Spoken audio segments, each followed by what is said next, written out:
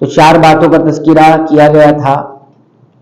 5ویں بات اس آیت کریمہ سے یہ معلوم ہوتی ہے کہ انسانوں کے اندر سوچنے، عمل کرنے اور چلنے کے انداز میں 2 قسم پائی جاتی ہیں.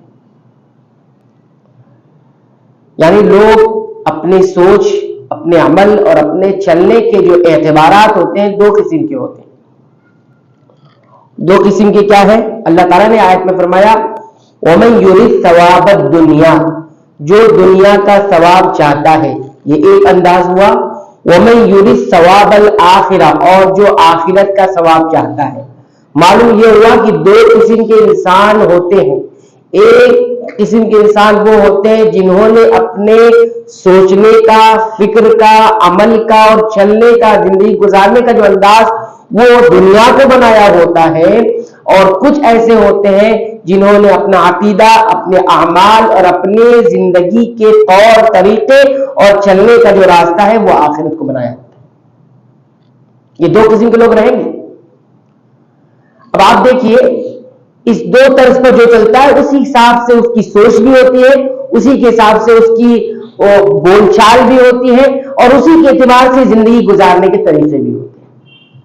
جس کے سامنے دنیا ہوتی ہے وہ دنیا کے اعتبار سے بولتا بھی ہے، دنیا کے اعتبار سے کرتا بھی ہے، دنیا کے اعتبار سے چلتا بھی ہے. لیکن جس کی پیش نظر آخرت ہوتی ہے اس کے بول چال میں، اس کے عقیدے میں، اس کی زندگی کے طور طریقے میں آخرت پیش نظر ہوتی ہے.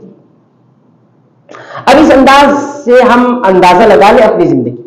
کیا ہم اس میں داخل ہیں وَمَن يُرِدْ ثَوَابَ الدُّنْيَا، یا پھر ہم اس میں داخل ہیں وَمَن يُرِدْ ثَوَابَ الْآخِرَةِ، کہ ہم دنیا کے چاہنے والوں میں ہیں، دنیا کے اجر و ثواب کو، دنیا کے رنگینوں میں کھونے والے ہیں، یا پھر ہم آخرت کے چاہنے والے. آپ دیکھیے آپ سے کئی ایک قسم کے لوگوں سے ملاقات ہوتی ہے تو اس میں بولنے کا کسی کا انداز ہوتا ہے، باتیں ہوتی ہیں، اعمال ہوتے ہیں اور زندگی کا طور و طریقہ ہوتا ہے. اس سے اندازہ لگا لیتا ہے کہ یہ کس فکر سے بول رہا ہے، کس نظریے سے بول رہا ہے. کچھ ہوتا ہے جن کے ذہن و دماغ میں دنیا پیش نظر ہوتی ہے، اسی حساب سے سارے چیزیں کرتے ہیں. اور کسی کے اندر آخرت ہوتی ہے پیش نظر تو آخرت کے اعتبار سے اپنے سارے معاملات کرتے ہیں. تو یہ 2 قسم کے لوگ پائے جائیں گے. ایسے 2 قسم اللہ تعالیٰ نے اس ٹکڑے کے اندر بیان فرمائی. وَمَن يُرِدْ ثَوَابَ الدُّنْيَا وَمَن يُرِدْ ثَوَابَ الْآخِرَةِ، دنیا کا ثواب اور آخرت کا ثواب. اس لیے ہمیں چاہیے کہ ہم کسی بھی گفتگو سے پہلے، کام کرنے سے پہلے، زندگی کے طور طریقے سے پہلے یہ دیکھیں اس کے پیچھے پیش نظر کیا ہے. بلکہ ہمارے اسلاف کے بارے میں آتا ہے کہ کسی نے ایک سلف کے پاس گیا اور ان سے کہا کہ فلاں صاحب کا جنازہ ہے، چلتے ہیں جنازے میں شریک ہو جاتے ہیں، تدفین و تکفین میں شریک ہو جاتے ہیں. تو انہوں نے کہا ذرا رکیے، ذرا ٹھہریے، میں پہلے اپنی نیت پر غور کر لوں کہ میں جاؤں گا تو کیا نیت ہوگی. اس لیے جاؤں گا کہ لوگ بولیں گے یہ بھی شریک تھے نماز، یا پھر یہ میری نیت ہوگی کہ میں کچھ اجر و ثواب حاصل کر لوں، مسلمان کا ایک حق ہے اسے پورا کر لوں. تو اگر نیت میری ٹھیک رہی تو جاؤں گا، نہیں تو نہیں جاؤں گا. تو یہ پیش نظر ہونی چاہیے. کیا ہے بولنے سے پہلے بھی کیا نیت ہے، کیوں بول رہے ہو، کرنے سے پہلے سوچے اس کی پیش نظر دنیا ہے یا آخرت ہے. یہ بہت مشکل ترین کام ہے، یہ بہت مشکل ترین کام ہے جو اس کے لیے آسان ہو جائے گا جس کے لیے اللہ آسان کر. تو یہ 2 قسم کے لوگ پائے جاتے ہیں. 6ٹھی بات اس آیت کریمہ سے یہ معلوم ہوتی ہے کہ کسی چیز کے بارے میں خبر دینا اور کسی چیز کے واقع ہونے کے بارے میں بتانا، خبر دینا، بتانا، اس کا یہ ہرگز مطلب نہیں ہوتا کہ وہ چیز حلال یا حرام ہے یا خاص طور پر حلال ہے. وہ کیونکہ بعض لوگوں نے شریعت کے کچھ نصوص سے یہ کچھ چیزیں اخذ کر لی، کچھ چیزوں کو حلال قرار دے دیا.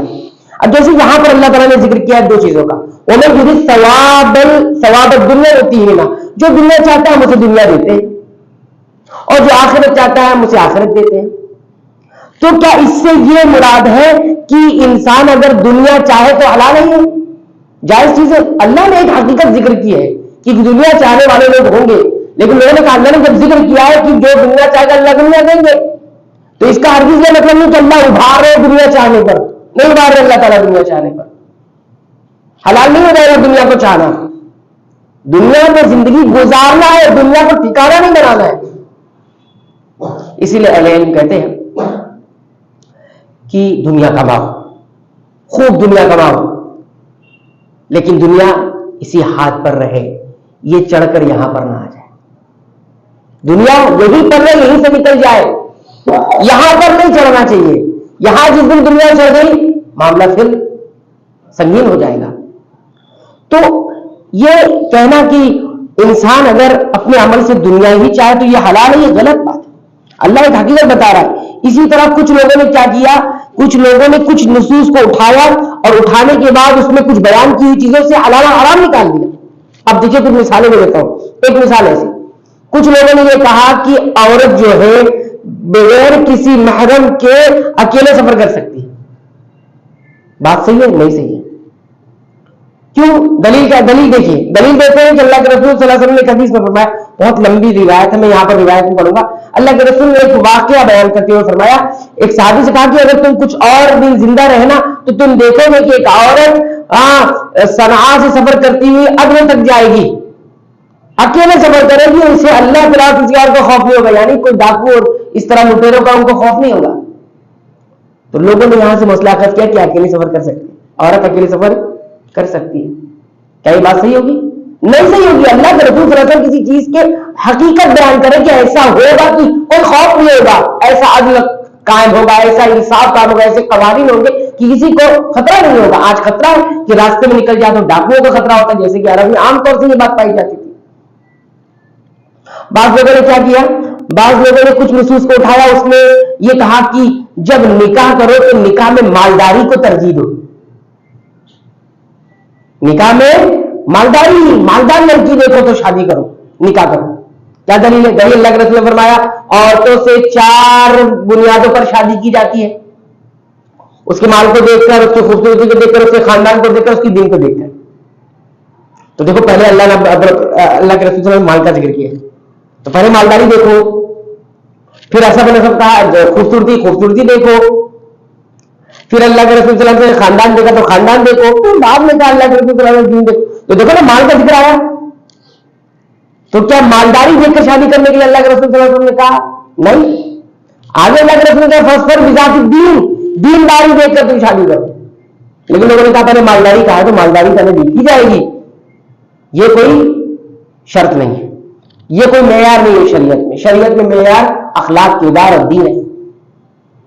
تو اس طرح کے کچھ نصوص اٹھاتے ہیں تو اس کو لے جا کر اس سے حلال اور حرام کی باتیں کرنے لگتے ہیں. تو حلال حرام کی بات نہیں کی جائے گی. تو اللہ تعالیٰ یہاں جب یہ کہتے ہیں کہ جو دنیا کو چاہتا ہے ہم دنیا سے دے دیتے، کیا مطلب اللہ یہ کہہ رہے ہیں کہ دنیا چاہو، دنیا کے لیے عمل کرو، دنیا کے لیے کام کرو؟ نہیں. کسی چیز کو بیان کرنا اس سے یہ دلیل نہیں نکلتی. ہاں حلال اور حرام کے لیے الگ دلیل ہوتی ہے، اس کی الگ دلیل ہوگی، اس کے بعد یہ کہا جائے گا. تو یہ چھٹی بات تھی. 7ویں بات یہ معلوم ہوتی ہے اس آیت کریمہ سے، جبریہ ایک فرقہ تھا، اس کا رد ہوتا ہے اس آیت کریمہ. جبریہ کیا کہتے تھے؟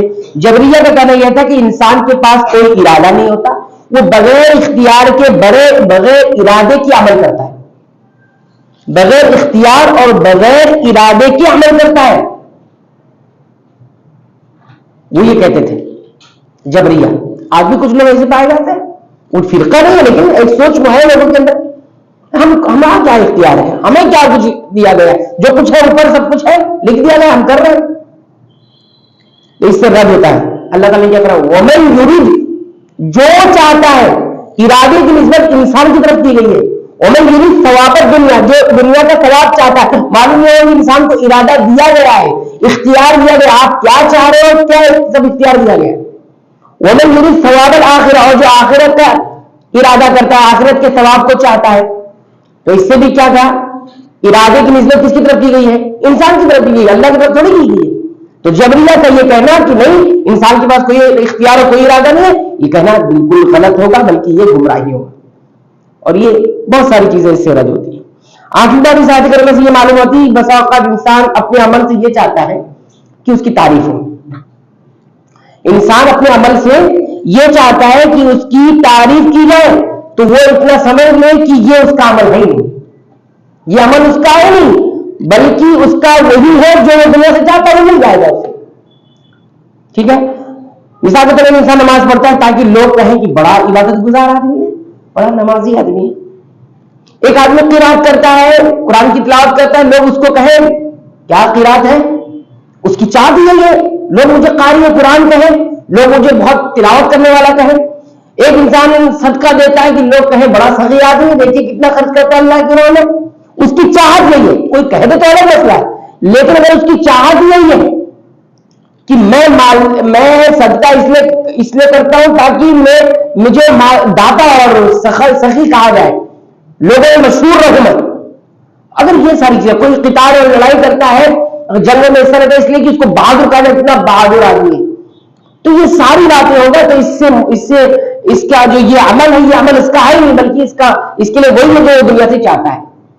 یہ سارے لوگوں کو جہنم میں پھینک دیا جائے گا, جان دینے والے کو, مال دینے والے کو, علم دینے والے کو, سب کو پھینک دیا جائے گا جہنم میں, اس لیے کہ آپ نے جو چاہا تھا وہ مل گیا دنیا کے اندر. اس لیے اس پر بھی غور کرنا چاہیے. ہم اپنی عبادتوں سے, اپنے اعمال سے کیا چاہتے ہیں, کیا چاہتے ہیں, یہ غور کرنا بہت ضروری ہے. اللہ تعالیٰ نے فرمایا کہ آخرت میں ایسے لوگوں کو کوئی حصہ نہیں ہوگا, دنیا میں جو حصہ ہے وہ مل جائے گا. من کان یرید حرث الآخرہ, جو آخرت کی کھیتی چاہتا ہے مزید نہ ہو تو ہم اس کی کھیتی میں, اس کے اجر و ثواب میں بڑھوتری کرتے ہیں. ومن کان یرید حرث الدنیا, جو دنیا کی کھیتی چاہتا ہے نوتی میں ہم دے دیتے ہیں اس کو. وما له فی الآخرۃ من نصیب, لیکن وہ یاد رکھیے کہ آخرت میں اس کا کوئی حصہ نہیں ہوگا. کروڑوں بات آپ بول دیں, کروڑوں اعمال کر لیں, لیکن اگر دنیا تھی اس کے پیچھے تو دنیا مل جائے گی, آخرت میں کچھ نہیں رہے گا. نئی بات اس آیت سے یہ معلوم ہوتی ہے کہ انسان کو دنیا کے اوپر آخرت کو ترجیح دینی چاہیے. کہاں سے یہ بات معلوم ہوئی؟ اللہ تعالیٰ نے آخر میں فرمایا وَسَنَجْزِي الشَّاكِرِينَ, ہم شکر گزاروں کو بہترین بدلہ عطا فرمائیں گے. اور یہ کون شاکرین؟ وہی جو آخرت چاہتے ہیں. شاکرین کون ہے؟ شکر گزار جو آخرت چاہتے ہیں. جو دنیا چاہتے ہیں وہ شاکرین نہیں ہے, وہ ناشکر ہے. دنیا کی چاہت کی ناشکرہ پن ہے, اور آخرت کی چاہت کی شکرانہ ہے, یہ شکر گزاری ہے یہ. اس لیے اور 10ویں بات اس آیت کریمہ سے یہ معلوم ہوتی ہے کہ عمل کے اوپر جو جزا دی جاتی ہے اس کا ثبوت ملتا ہے کہ عمل کے اوپر ایک جزا ہے. اب یہ ہم کو عام طور سے ہم کو یہ لگے کہ یہ کون سی بات ہے, عمل کے اوپر اجر ملتا ہے تو عمل اس لیے کریں کہ جزا ملتی ہے, ہم کو اجر ملتا ہے, اس لیے عمل کریں گے. ہم لالچ ہونا چاہیے انسان کے اندر. مومن لالچی ہوتا ہے, جیسے اللہ کے رسول نے فرمایا مومن لالچی کس چیز کا لالچی ہوتا ہے؟ اللہ سے اجر و ثواب کا لالچی ہوتا ہے, اللہ کی رضا کا لالچی ہوتا ہے. ہونا چاہیے صوفیوں کی طرح نہیں. صوفیوں کے بارے میں کس سے کہانی ہے, رابعہ بصری اور دیگر صوفیہ کے بارے میں بتاتے ہیں.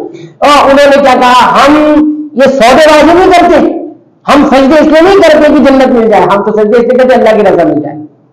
غلط ہے یہ بات, انتہائی غلط بات ہے. ہم اس لیے عبادت کرتے ہیں کہ اللہ راضی ہو, ساتھ ہی ساتھ جنت بھی ملے. یہ ہے صحیح عقیدہ. اللہ کے رسول صلی اللہ علیہ وسلم کیا مانگتا, اللہم انی اسألک الفردوس, اللہم انی اسألک الجنہ, اللہ مجھے جنت عطا, جنت سے سوال کرتا ہوں. اللہ کے رسول مانگ رہے جنت, ان کو جنت کی ضرورت نہیں ہے. یہ کیسا عقیدہ ہے؟ تو عمل کرنے پر جزا ملتی ہے. انسان کی فطرت میں یہ چیز شامل کی گئی ہے, اس سے بغاوت نہیں. اگر کوئی اس طرح کی بات سوچتا ہے تو گمراہ عقیدہ ہے. اور ایک بات تو میں نے یہاں پہ ذکر کی, دوسری بات یہ بھی ذکر کرے کہ جو جزا کا ثبوت بتایا گیا ہے نا کہ عمل پر ایک جزا, ایک بدلہ ملتا ہے, وہ دو باتیں اس کے پیچھے ہوتی ہیں. نمبر 1 اللہ رب العالمین کا عدل, اور نمبر 2 اللہ رب العالمین کا فضل. یہ غور کریں, یہ بہت غور کرنے کی بات ہے کہ جو اللہ بدلہ دیتے ہیں اس میں دو باتیں پیش نظر ہوتی ہے. ایک اللہ کا عدل, اللہ جزا دے کر اپنا عدل بتانا چاہتے ہیں, اور اس کے بعد اپنا فضل بھی بتانا چاہتے ہیں. کیونکہ آپ 2 رکعت نماز پڑھ رہے ہیں, آپ کو ایک تو آپ نے کیا تو عدل کا تقاضا کیا ہے کہ آپ کو اس کا بدلہ ملے, ٹھیک ہے. اور فضل کس طرح سے, 2 رکعت کا بدلہ تو ہے نہیں, کچھ ہے کیا کچھ بدلہ, جنت ملے آپ کو 2 رکعت کے لیے. 2 رکعت پڑھنے پر, 4 رکعت پڑھنے پر, 5 وقت نماز پڑھنے پر آپ کو جنت ملے, جنت کو بدل ہے اس کا. لیکن پھر اس کا مطلب کیا ہے؟ مطلب یہ ہے کہ اللہ فضل کرتے ہیں, اللہ فضل کرتے ہیں. فضل کس کو کہتے ہیں؟ अमल जितना किया उस उजरत से ज्यादा देना उसको फजल कहते हैं। और हर चीज में फजल है, हर चीज में फजल है। अल्लाह जुल फजल अजीम, अल्लाह बड़े फजल वाला है। छोटे छोटे अमल पर बड़े बड़े अजर अल्लाह रब्बुल आलमीन अता फरमा देते हैं। तो ये अल्लाह के बारे में याद रखिए, दो चीज है। जैसा अल्लाह देते हैं ना, तो दो चीजें, अज्र करते हैं और फजल करते हैं। लेकिन बकिया जितने बदला देने वाले हैं उनमें तीन बातें होती हैं। नंबर एक, अज्र भी होता है कभी कभी, फजल भी होता है कभी कभी, जुल्म भी होता है कभी कभी। जब अमल पर बदला इंसान देते हैं तो तीन बातें होती। कभी कभी इंसान अगर कोई अमल किसी के यहां कोई काम किया तो काम करते हैं जितना उसको देना है उसको देने की हो गया अज्र, जितना किया उतना भी दिया हो गया, ये अज्र है। लेकिन कभी कभी होता है कि जितना किया उससे थोड़ा ज्यादा भी देती होता है फज्र, ज्यादा दे दिया ये फज्र होता है। और बसा औकात कुछ अमल बदला देने वाले क्या करते हैं, जुल्म करते हैं। अपने यहां काम करने वाले को उतना हक ही नहीं देते, ये जुल्म होता है। तो जुल्म की निस्बत इंसानों की तरफ होगी, लेकिन अल्लाह की तरफ जुल्म की निस्बत कभी नहीं की जा सकती। या तो वो आदिल होगा या तो फिर वो फज्ल वाला होगा, जुल्म नहीं होगा। और 11वीं और आखिरी बात इस आयत करीमा से मालूम होती है कि अल्लाह रब्बुल आलमीन इस आयत करीमा में शुक्र करने पर उभारते हैं। शुक्र करने पर उभारा है, वह सनजज़ी शाकिरीन, हम शुक्र करने वालों को बदला देंगे, हम बदला देंगे शुक्र करने वालों को। मालूम ये हो कि हमें शुक्रगुजारी करनी चाहिए, यह है उभारना। यहां पर यह शुक्रगुजारी हमारी जिंदगी में लगी, और शुक्रगुजारी का पूरा माना हमने गुज़िश्ता दर्स में बयान कर दिया है। यहां सिर्फ एक माना ये बयान करेंगे। शुक्रगुजारी का एक माना यह भी होता है कि इंसान को जो नेमतें मिली हैं उन नेमतों से वो मोहब्बत भी करे, और मोहब्बत के साथ साथ उसके असरात को अपने ऊपर लाए भी, अपने ऊपर वो असरात दिखाए भी। लेकिन मकसद सिर्फ ये हो कि ये शुक्रगुजारी हो, किसी पर फोके जताना नहीं हो, हम बहुत बड़े है ना। तो कभी कभी इंसान के बराबर, इसका यह मतलब नहीं कि किसको अच्छा लग रहा है तो दिखाते हुए फिर रहा है, नहीं, दिखाते हुए फिर रहा, ये नहीं। किसी की आजादी हो जाए, किसी की हौसला शिकनी हो जाए, ये सब नहीं होना चाहिए। तो जबान से हर वक्त कहे अल्लाह रब्बुल आलमीन ने मुझे सेहत और तंदुरुस्ती से नवाजा, अल्लाह रब्बुल आलमीन ने मुझ पर करम किया, मुझे माल और दौलत से नवाजा, रब्बुल आलमीन ने मुझे फला हुनर दिया, रब्बुल आलमीन ने मुझे फला। ये बार बार बोलना, अल्लाह की हम्द सना बयान करना, यह शुक्रगुजारी का एक हिस्सा है। इसको शुक्रगुजारी का, तो हर बात पर अल्लाह रब्बुल आलमीन का शुक्र अदा। कितनी नेमतें होती है हमारे पास होती है, हम उसका शुक्र अदा नहीं करते, उस पर अल्लाह की हम बयान ही नहीं करते कभी। जो अलग से जो मिलती है उस पर हम माल मिला तो शुक्रगुजारी कर रहे हैं, उस पर अल्लाह की तारीफ है। इस पर नहीं, कितने बीमारों को हम देखते हैं, कितनी तकलीफों होती है, हम अपनी सेहतमंदी पर कभी नहीं शुक्र अदा करते। अल्लाह कि तूने मुझे तो तकलीफ से बचाया है, तूने मुझे सेहत और तंदुरुस्ती रखी। कितने बीमारों को हम देखते हैं, कितने बदहालों को हम देखते हैं। तो बहरहाल ये सब्र पर, ये शुक्र पर यहां पर उभारा गया है। तो ये 11 बातें थी जो इस आयत करीमा से हमें मालूम है।